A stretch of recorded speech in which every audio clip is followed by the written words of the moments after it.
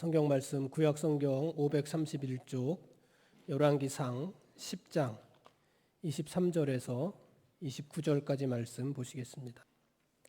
솔로몬 왕의 재산과 지혜가 세상의 그 어느 왕보다 큰지라.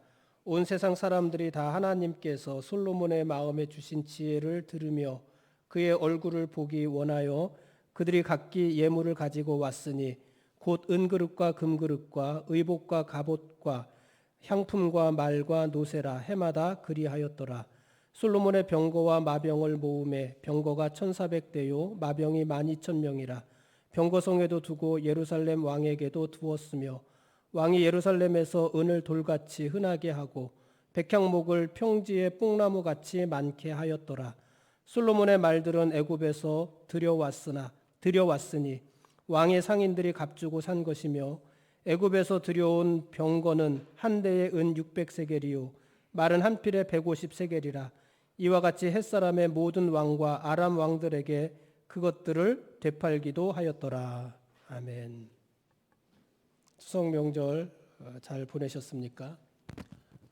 또 추석 연휴가 지난 목요일부터 시작을 해서 오늘까지 연휴고 내일 대체 휴일, 그래서 내일도 연휴고 화요일 날은 개천절 연휴고 그리고 직장 다니시는 분들 중에서는 수목금을 또 연차를 내신 분들은 그래서 수목금까지 연휴고 그리고 토요일 주일 또 연휴고 그래서 이번 추석 연휴를 많게는 12일가량 연휴로 보내는 분도 있다고 합니다. 연휴 기간에 여행 갔다고 사진들이 여러 장 올라오는데 외국에서 보내는 사진들도 많더라고요. 미국에 갔다 그런 사진들도 있고 그렇습니다. 그래서 연휴가 기니까 여행도 길게 멀리 갔구나 하는 생각도 했습니다. 네, 여러분들 추석 명절 잘 보내시고 남은 연휴도 잘 보내시기를 바랍니다. 이곳은 원당입니다. 이곳 원당인데 우리나라에 원당이란 지명이 굉장히 많더라고요. 그래서 보통 원당 하면은 일산에 있는 원당을 먼저 생각을 하시는데 여기는 인천시 서구에 있는 원당입니다. 이곳 원당에서 우리가 지금 거의 한 20년 가까이 살고 있는데 이곳 원당은 살기에 참 좋은 동네라는 생각이 듭니다. 초현대식 아파트들이 있고 또 생활 편의시설도 비교적 잘 갖추어져 있습니다. 너무 거대한 것들이 있어서 사람들로 붐비지도 않고 적당히 필요한 것들이 잘 있는 것 같습니다. 그래서 좋습니다. 주변에 강화도나 영종도 같은 곳이 있어서 뭐 하루에 또 반나절 만에 여행을 하기도 참 좋고 또 국내선, 국제선, 공항이 다 30분 안쪽 거리에 있습니다. 가까이 있습니다.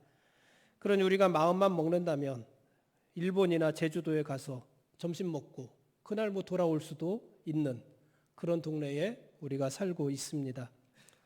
이렇게 좋은 동네가 또 어디 있을까 싶습니다.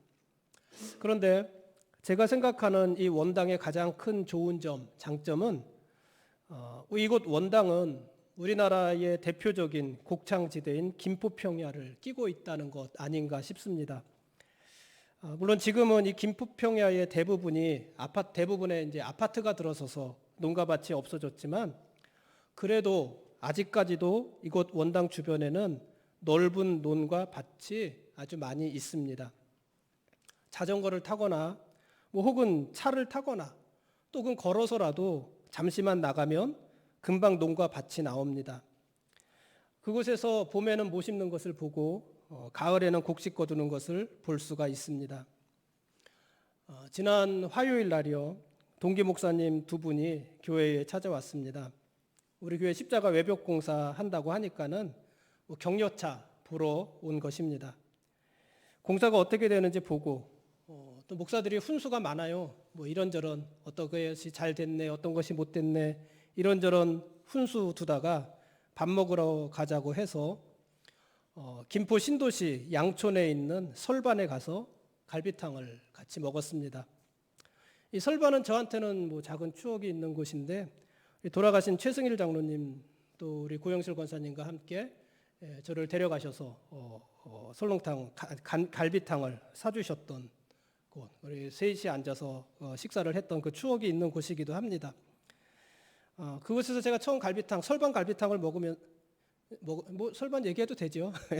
네, 갈비탕을 먹으면서 세상에 이런 갈비탕도 있구나 감탄하면서 먹었던 기억이 납니다. 어쨌든 그곳에 다시 가서 우리 동기 목사님들과 함께 밥을 먹었습니다.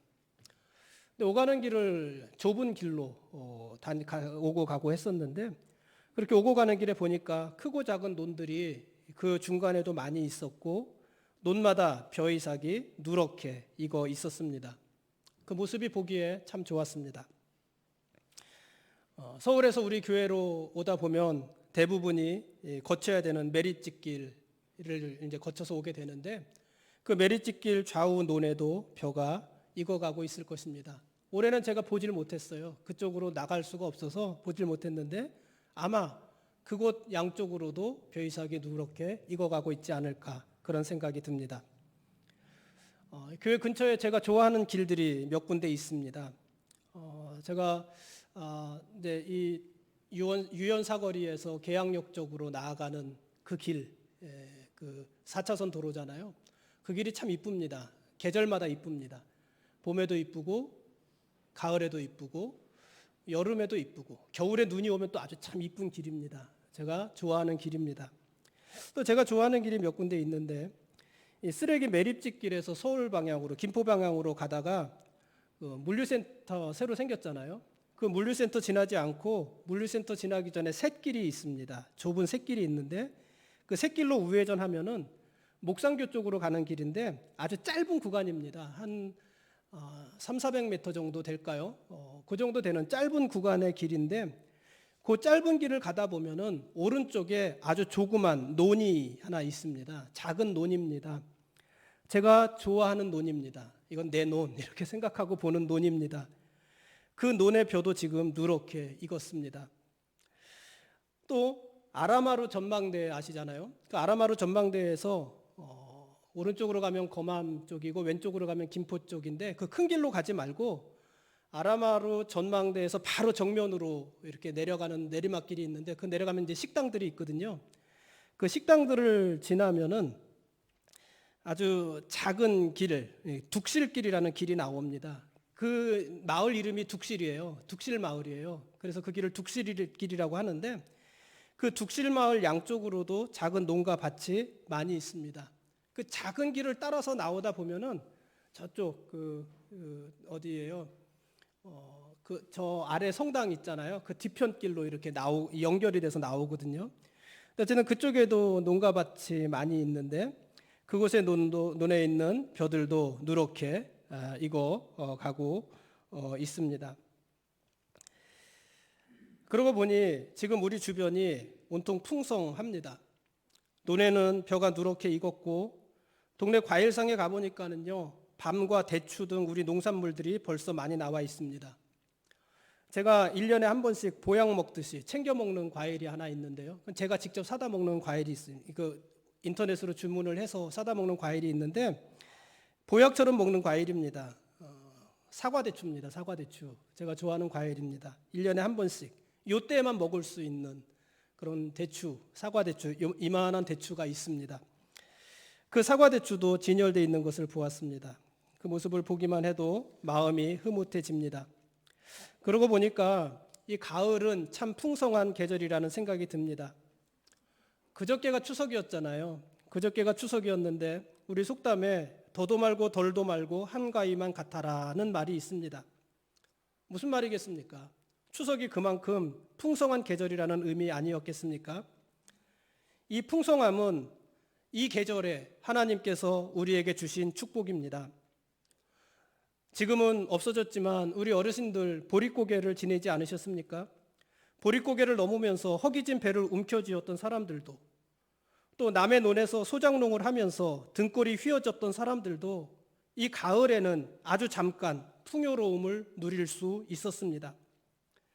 그래서 이 풍요는 하나님께서 가난한 자들에게 주시는 위로다, 이런 생각이 듭니다. 실제로 성경에서도 추수 때인 이때에는 누구든지 남의 논에 들어가서 떨어진 곡식을 주워서 먹을 수가 있었습니다. 주워갈 수가 있었습니다.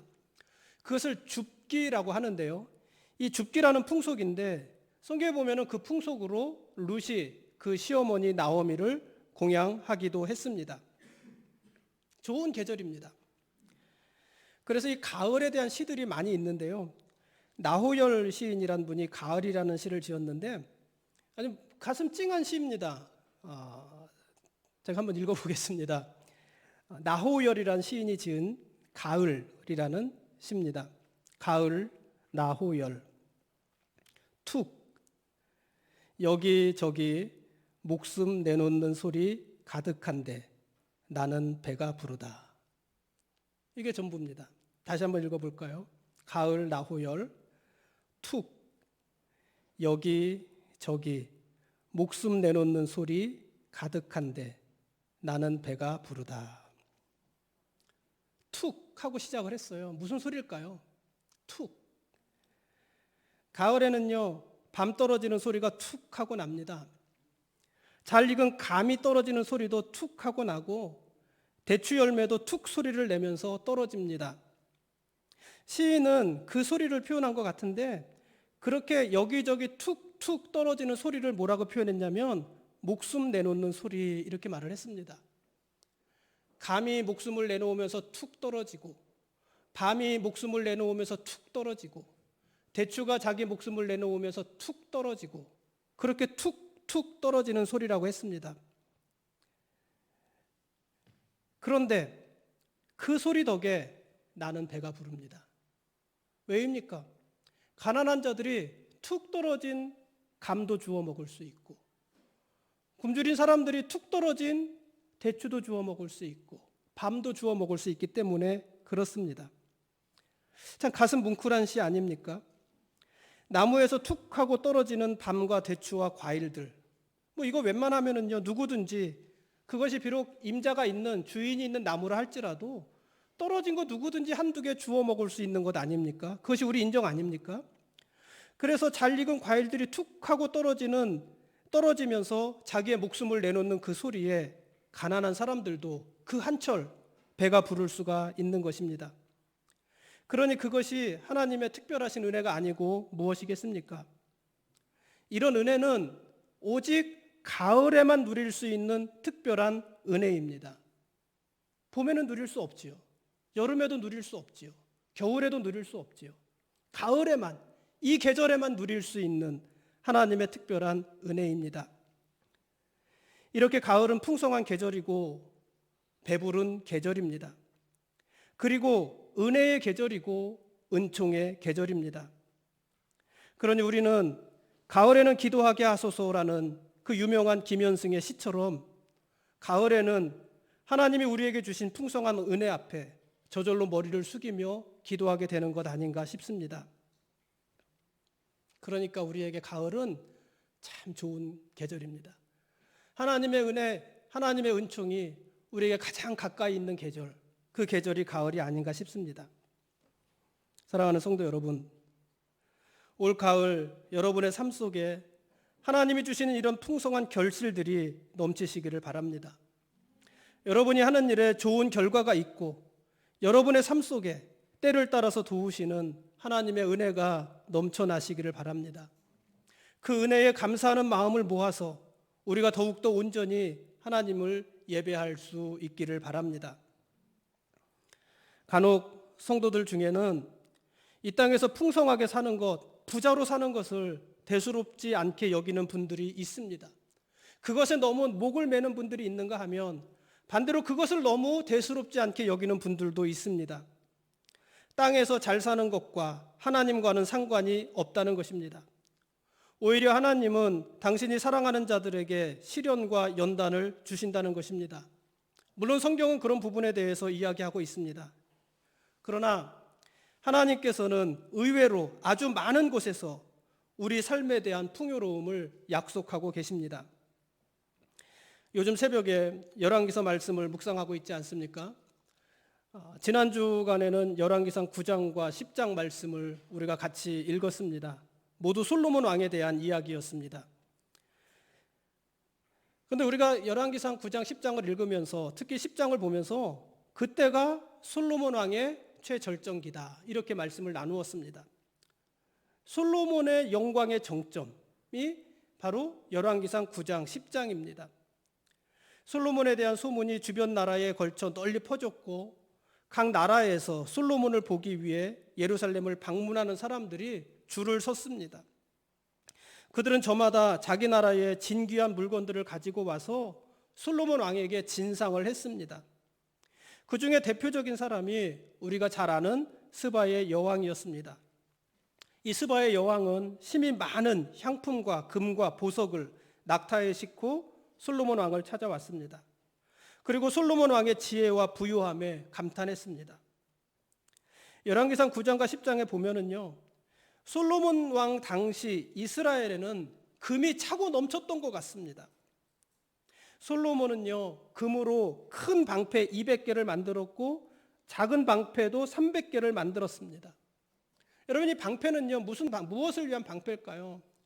이 금으로 만든 큰 방패, 작은 방패는 전쟁을 위한 방패가 아닙니다. 그렇죠? 전쟁에 나가는 방패를 누가 금으로 만들겠습니까? 이것은 과시하고 전시하고 보관하기 위한 그런 방패였습니다. 그만큼 금이 흔하게 많이 있었던 것입니다. 솔로몬 왕은 자신의 보좌를 상아로 만들었고 그것을 전부 정금으로 덮었습니다. 솔로몬 왕이 먹고 마시는 그릇은 전부 금이었고 은으로 만든 것도 없었습니다. 은으로 만든 것도 없이 전부 다 금이었습니다. 왜냐하면 솔로몬 시대에는 금이 너무 많았기 때문에 은과 같은 것들은 귀하게 여기지 않았기 때문입니다. 귀한 것으로 쳐주지도 않았기 때문입니다. 솔로몬 당시에는요, 세금으로 걷어들이는 금만 매년 666달란트라고 했습니다. 10장 1절 말씀이잖아요.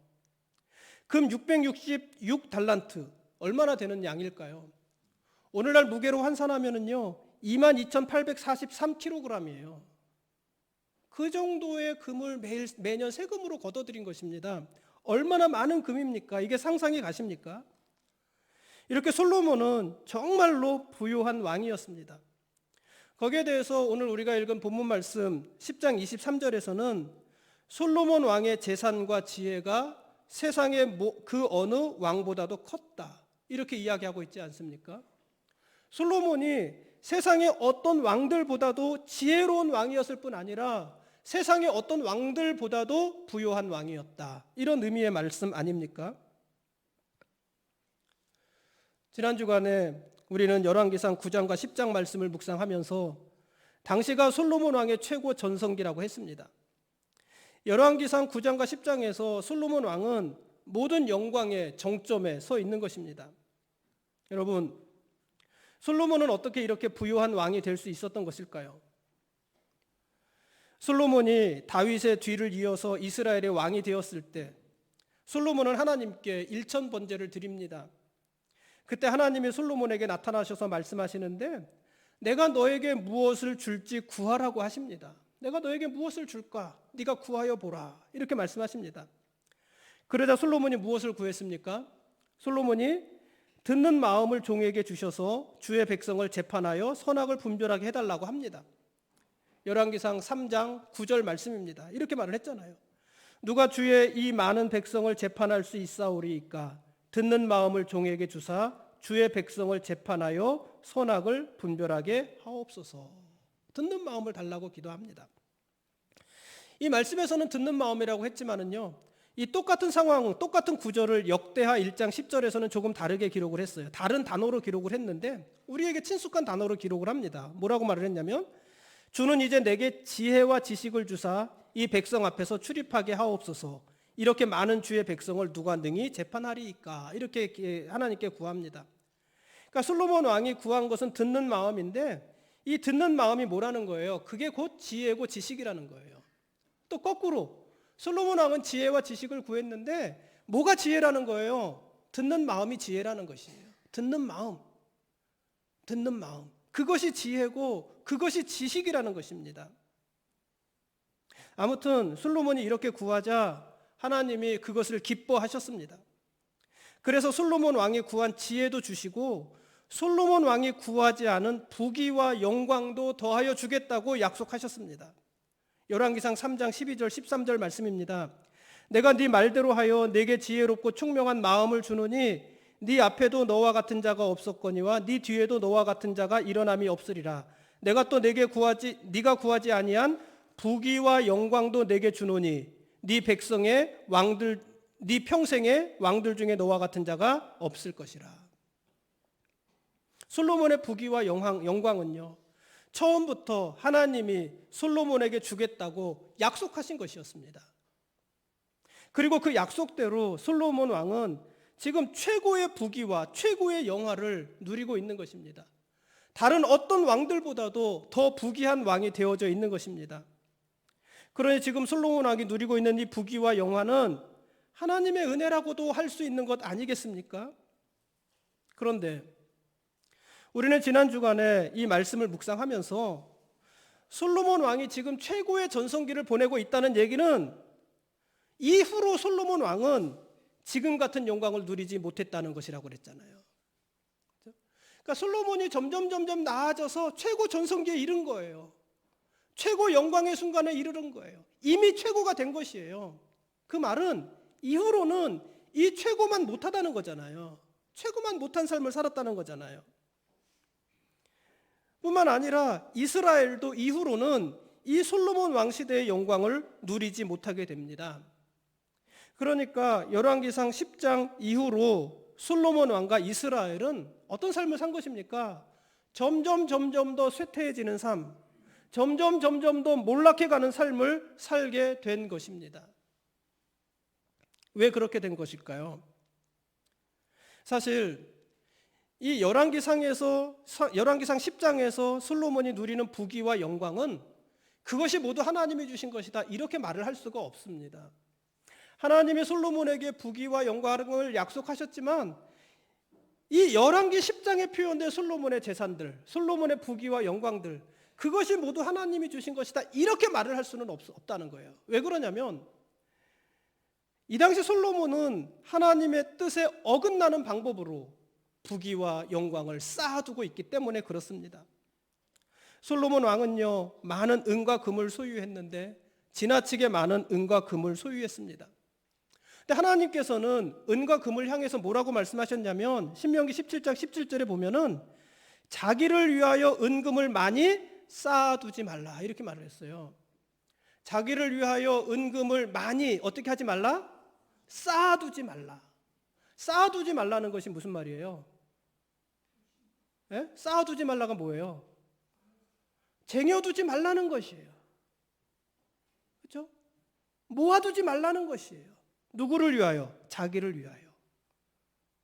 은금을 많이 가질 수 있는데, 하나님이 은과 금을 많이 주실 수 있는데 자기를 위하여 그 은과 금을 많이 쌓아두지는 말아라.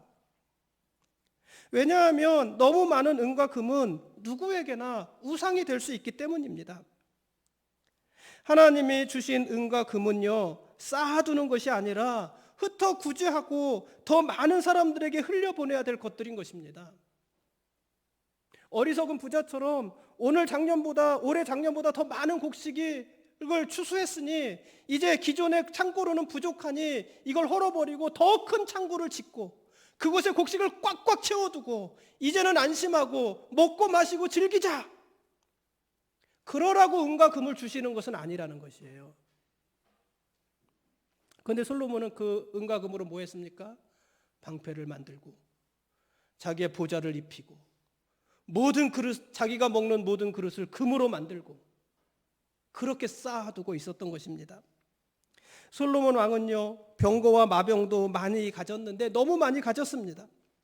오늘 읽은 말씀에 보니까 솔로몬 왕에게는 병거가 1,400대, 마병이 12,000명이나 있었다고 했습니다. 그리고 솔로몬 왕은 그러고도 더 많은 마병과 병거를 두기 위해서 사람들을 어디로 보냈습니까? 애굽으로 보냈습니다. 그리고 애굽으로부터 병거 한 대에 은 600세겔을 주고 말 한 필에 150세겔을 주고 그것들을 더 많이 사가지고 왔습니다. 그런데 하나님께서는요, 거기에 대해서도 말씀하셨거든요. 신명기 17장 16절에서 하나님은 장차 이스라엘의 왕이 될 사람들, 장차 이스라엘의 왕이 될 사람들을 향해서 뭐라고 말씀하셨냐면은 병마를 많이 두지도 말고 특히 병마를 많이 얻으려고 그 백성을 애굽에 돌아가게 하지 말라. 이렇게 말씀하셨어요. 신명기 17장 16절 말씀입니다. 그는 왕이에요. 이스라엘의 왕. 앞으로 왕이 될 사람들이에요. 이스라엘의 왕이 될 그는 병마를 많이 두지 말 것이요 병마를 많이 얻으려고 그 백성을 애굽으로 들어가게 하지 말 것이니 이는 여호와께서 너희에게 이르시기를 너희가 이후에는 그 길로 다시 돌아가지 말 것이라 하셨음이며. 솔로몬 왕은요 이런 하나님의 말씀을 어기고 있는 것입니다. 이 하나님의 말씀을 어기면서 병마와 마병을 많이 두었고 이를 위해서 사람들을 애굽에 보내고 있는 것입니다. 솔로몬에게는요 은과 금이 많았고요 병마가 많았고요 병거와 마병이 많았고요 또 뭐가 많았습니까? 솔로몬에게는 여자도 많았습니다. 부인이 많았습니다. 열왕기상 11장 3절에 보니까 솔로몬 왕은 후궁이 700명, 첩이 300명 있었다고 그랬잖아요. 후궁이 700명, 첩이 300명. 후궁도 부인이고 첩도 부인이에요. 몇 명입니까? 1000명의 여자를 거느린 거예요. 1000명. 그러니까 솔로몬 왕에게는요 1000명이나 되는 부인들이 있었던 건데 사실 이것도 하나님의 말씀을 거스르는 것이었습니다. 신명기 17장 17절에 보면 하나님께서 역시 장차 이스라엘의 왕이 될 사람들을 향해서 이렇게 말씀하셨어요. 그에게 왕에게 아내를 많이 두어 그의 마음이 미혹되게 하지 말 것이며. 아내를 많이 두어서 그의 마음이 미혹되지 않게 하라. 사실요 이 해석은요 이 표현은요 우리가 보기에 조금 혼동스러운 부분이 있어요. 아내를 많이 두어서 다른 여자들에게 미혹되지 말게 하라는 것인지 아내를 많이 두어서 그 아내들 여자들에게 미혹되지 말게 하라는 것인지 좀 애매하게 번역이 되어져 있는데요. 그런데 다른 성경 번역에 보면은요 이게 분명합니다. 공동 번역에서는 이렇게 기록을 했어요. 왕은 또 많은 후궁을 거느리지 못한다. 그러면 마음이 다른 데로 쏠릴 것이다. 그러니까 왕이라 하더라도 많은 후궁을 거느리지 말라는 것이에요. 많은 여자를 부인으로 세우지 말라는 것이에요. 왜냐하면 그랬다가는 그 여자들에게 마음이 쏠리고 그 여자들에게 미혹될 것이기 때문이라는 것입니다. 그럼에도 불구하고 솔로몬 왕은 무려 1000명이나 되는 후궁과 첩을 두고 영화를 누리고 있었던 것입니다. 후궁과 첩을 두는 데 있어서도 솔로몬 왕은 하나님의 말씀을 어기고 있는 것입니다. 그러니까 사랑하는 성도 여러분, 지금 솔로몬 왕이 누리고 있는 이런 모든 부귀와 영화는요 하나님의 말씀을 어기면서까지 자기 옆에 쌓아둔 것들입니다. 툭 하고 떨어진 감열매, 툭 하고 떨어진 밤과 대추, 그것으로 배부른 것이 아니고 하나님의 말씀을 어기면서 자기 욕심껏 자기 창고를 누리고 자기에게 쌓아둔 그 재물이고 그 부귀고 그 영화인 것입니다. 사실 하나님께서 솔로몬에게 부귀와 영화를 약속하실 때는 조건이 있었습니다. 열왕기상 3장 14절 말씀인데 하나님이 이렇게 말씀하셨어요. 네가 만일 네 아버지 다윗이 행함같이 내 길로 행하며 내 법도와 명령을 지키면 내가 또 네 날을 길게 하리라. 이 말씀이 뭐 끝에 나온 거냐면 하나님이 솔로몬 왕에게 부귀와 영광을 약속한 끝에 나온 말이에요. 네가 나에게 좋은 것을 구했으니 네가 구하지 아니한 부귀도 주겠다, 영화도 주겠다. 그렇게 말씀하신 끝에 하신 말씀이 이 말씀입니다. 네가 만일 네 아버지 다윗이 행함같이 내 길, 하나님의 길로 행하며 나의 법도와 명령을 지키면 이 모든 것을 누리는 너의 날이 길게 할 것이다. 이 하나님의 약속이에요. 조건 아닙니까? 이 말씀을요 하나님이 솔로몬에게 또 한 번 하세요. 그게 언제냐면 그러니까 왕이 되어서 1000번제를 드릴 때 솔로몬에게 나타나서 말씀하시고, 두 번째는 솔로몬이 성전을 건축하고 그 성전을 하나님 앞에 봉헌하는 제사를 드렸을 때, 그리고 하나님께 기도했을 때 그때 또 나타나셔서 이와 똑같은 말씀을 하십니다. 열왕기상 9장 4절 이하입니다. 그러니까 이 솔로몬 왕이 누리는 모든 부귀와 영광은 그가 아버지 다윗처럼 행하면서 하나님의 법도와 명령을 지켜 행한 것에 대한 결과물이 되어야 되는 것입니다. 그래야 그것이 하나님의 은혜고 하나님의 복이 되는 것입니다. 그런데 지금 솔로몬은 하나님의 법도와 명령을 지키지 않습니다. 적극적으로 그것을 어기고 있습니다. 아버지 다윗과 같은 길로 행하지도 않고 있습니다. 그러니까 지금 솔로몬 왕이 누리는 이 부귀와 영화는 하나님이 주신 것이다. 축복이다. 이렇게 말할 수 없는 것입니다. 그래서 그의 삶이 계속해서 이제는 밀려나는 것이에요. 절정기를 지나서 최고 영광의 순간을 지나서 점점 더 쇠퇴해지고 점점 더 몰락해져 가는 것이에요. 솔로몬뿐 아니라 이스라엘이 그와 같은 길을 가게 되는 것입니다.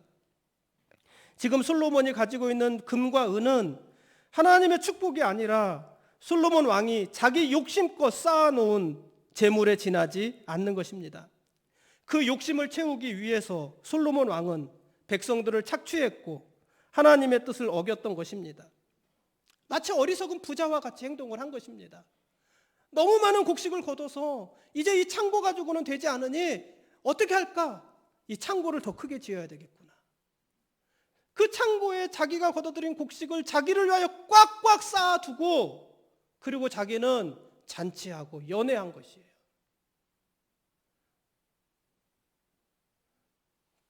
똑같은 비유는 아니었지만 부자가 자기 집에서 그렇게 연락하고 연애하고 잔치하고 즐거워하는 동안 그 문 밖에는 누가 굶주리고 있었습니까? 거지 나사로가 굶주리고 있었잖아요.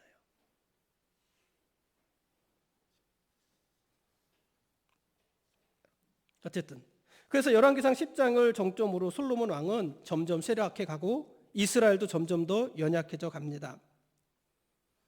어떤 주석가는요, 솔로몬 왕에 대해서 솔로몬 왕은 이생의 자랑, 안목의 정욕, 육신의 정욕으로 망한 사람이다. 이렇게 주석을 했습니다.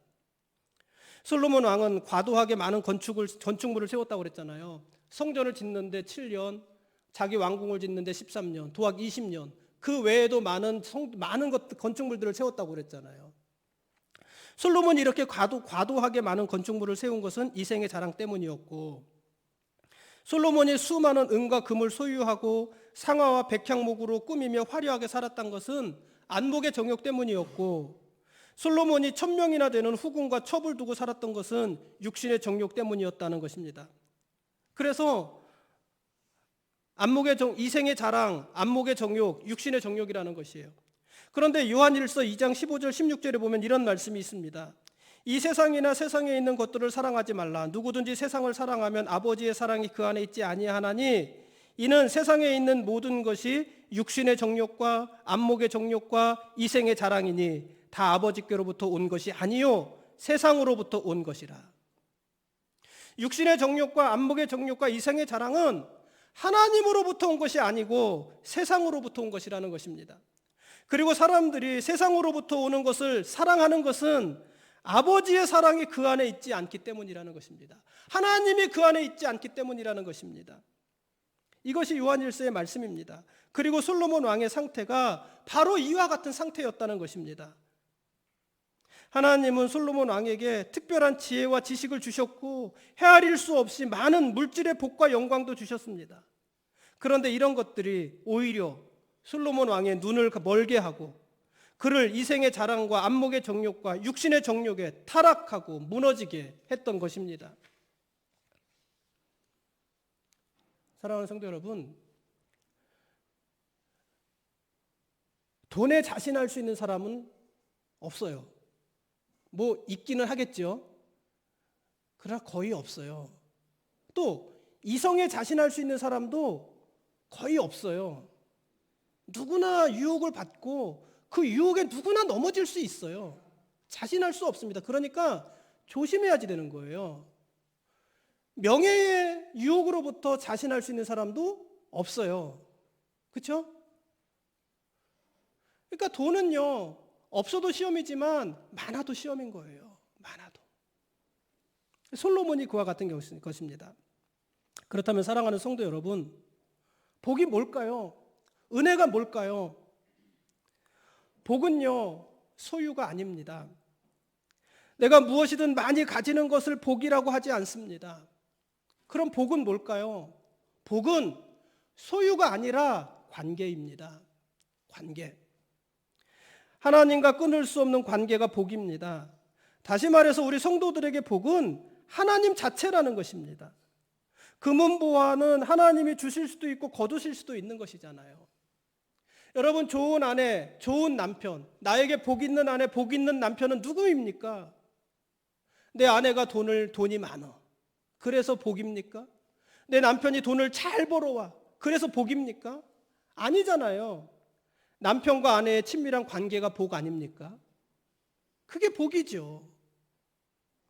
남편과 아내 사이의 물질은 그 외에 있어도 되고, 있을 수도 있고 없을 수도 있고, 그렇죠?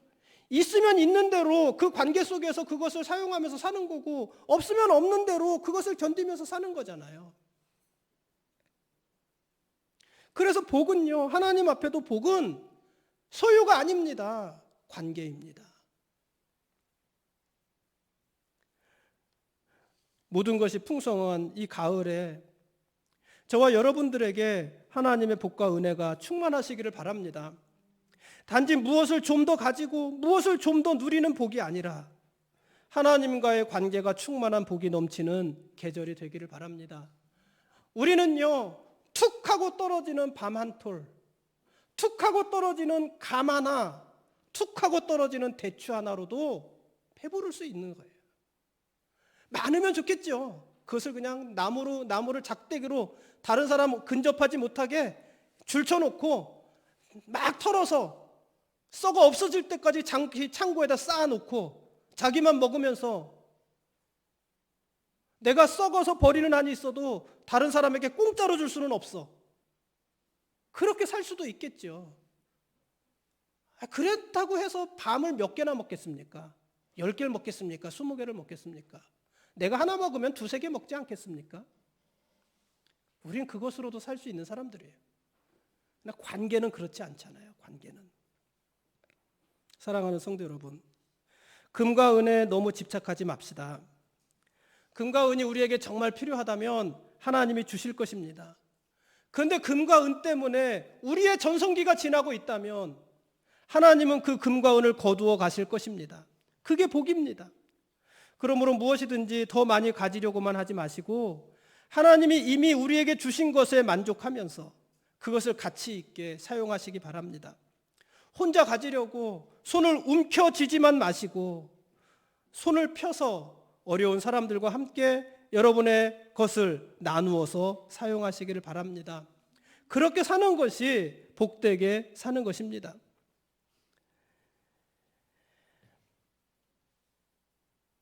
우리가 우리 손에 움킨 것들 생명 같은 것이잖아요. 저는요, 돈이 좋습니다. 저는 돈 좋습니다. 돈을 좋아하는 목사입니다. 돈이 또 많았으면 좋겠습니다. 여러분, 돈을 우습게 여기지 마십시오. 우리가 아무리 믿음이 있다고 해서 돈 없이 살 수 있습니까? 그럴 수는 없어요. 그렇죠? 돈 없으면 살 수 없어요. 돈은 중요하죠. 지금 이 시대의 생명은 어디서 나옵니까? 돈에서 나오지 않습니까? 생명 같은 돈입니다. 우리 안에 우리가 움켜쥔 것이 그렇다는 것이에요. 그런데 그렇기 때문에 돈이 그렇게 중요하기 때문에 우리의 생명이기 때문에 이 돈을 어떻게 해야 된다는 거예요? 툭 하고 떨어뜨려야 된다는 거예요. 툭 하고. 감나무에 감이 떨어지지 않고 내내 매달려 있으면 결국 어떻게 되는 거예요? 나도 못 먹고 너도 못 먹고 썩어 없어지는 거잖아요. 나도 못 먹어 너도 못 먹어. 그게 생명인 줄 알고 꼭 붙잡고 늘어졌는데 떨어지면 죽으니까 꼭 붙잡고 늘어졌는데 떨어진 것은 다른 사람을 배부르게 했는데 그 늘어져 있던 그것은요 의미도 없이 그냥 썩어서 없어지는 것이에요. 돈이 소중하지 않습니까? 돈처럼 소중한 게 어디 있습니까? 그러니 그 돈을 움켜쥐지 마시고 툭 떨어뜨려야 되는 거예요. 그래야 그 돈이 다른 사람도 살리고 나도 살리는 것 아니겠습니까? 은과 금은 우리가 그렇게 사용해야 되는 것입니다. 여러분, 나누는 것이 복입니다. 그렇지 않을까요? 나누는 것이 복입니다. 왜 나눌 수 있냐면 복은 내가 쌓아두는 것이 복이 아니라 관계가 복이기 때문에 그렇습니다. 하나님과의 관계. 이미 그 복이 우리 안에 있는 것이고 우리는 그 하나님의 뜻대로 살아가야 되는 그런 사람들 아니겠습니까? 움키면 우리 손에서 썩어요. 그럼 냄새는 누구한테 나겠습니까? 나한테 나는 거예요. 나한테.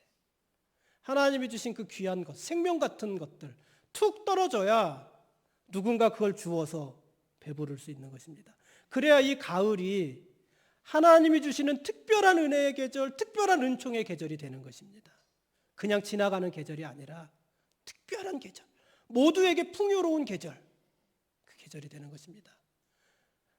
그렇게 살아가야 될 책임은 우리한테 있는 거예요. 그렇게 살아가야. 하나님이 그렇게 막 만들어주시고 조작해주시는 것이 아니라 하나님이 이렇게 계절을 주시고 가을에 풍요로움을 주시고 주시잖아요. 그것을 가지고 서로가 살아가야 되는 것은 우리의 몫인 것입니다. 우리 시간에 같이 한번 합심해서 기도하겠습니다. 하나님 아버지 감사합니다. 풍성한 계절 가을을 허락하셔서 감사합니다. 1년 내내 어렵고 힘든 삶을 살았어도 잠깐이지만 그 풍성함을 함께 누리는 좋은 계절을 허락하신 하나님 감사합니다. 특별한 은혜의 계절, 특별한 은총의 계절을 우리가 보내도록 하나님이 우리에게 위로의 시간, 위로의 계절을 주신 것 하나님 아버지 감사합니다. 하나님 이 계절 우리 모두 하나님 은혜 가운데 풍성하게 하여 주옵소서. 하나님이 주시는 일용할 양식이 넘치게 하여 주옵소서. 하나님 우리에게 더 많은 물질을 주시고 더 많은 은과 금을 주셔서 감사합니다. 나만 위하여 쌓아두라고 주신 것이겠습니까? 그것이 썩어 없어지고 썩어 냄새가 날 때까지 손에 꾹 움켜쥐고 있으라고 주신 거겠습니까? 이 가을 나만 살찌고 나만 풍요로운 계절이 되지 말게 하시고 우리 주변이 모두 살아나고 풍요로운 계절 될 수 있도록 하나님이 축복하여 주옵소서. 소유에서 복을 찾을 수 없습니다. 하나님이 우리의 복이시고 하나님과의 관계가 우리의 복입니다. 그 복과 은혜가 우리에게 넘치는 계절 되게 하여 주옵소서. 일어나서 기도합시다.